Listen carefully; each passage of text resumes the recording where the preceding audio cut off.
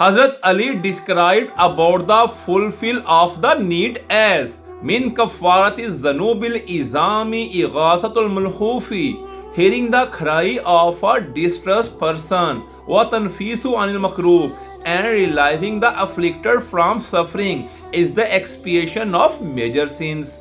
He said, Iza aratta antuta'a fasal ma yustata'u. If you desire that you are obeyed, then ask for your demand which other can fulfill. Man ihtajaba ilayhunnat alayhi. You will be inferior to whomever you go with your needs.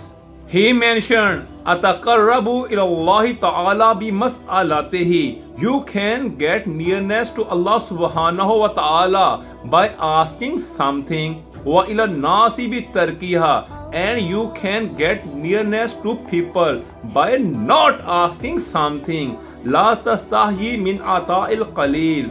Don't be shy to give a little. Fa innal hirmana aqallu minhu. Because deprivation is worse than that.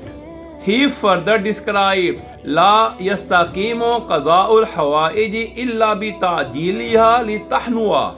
Fulfilling the need isn't sustainable without hurrying it so that it may come pleasant.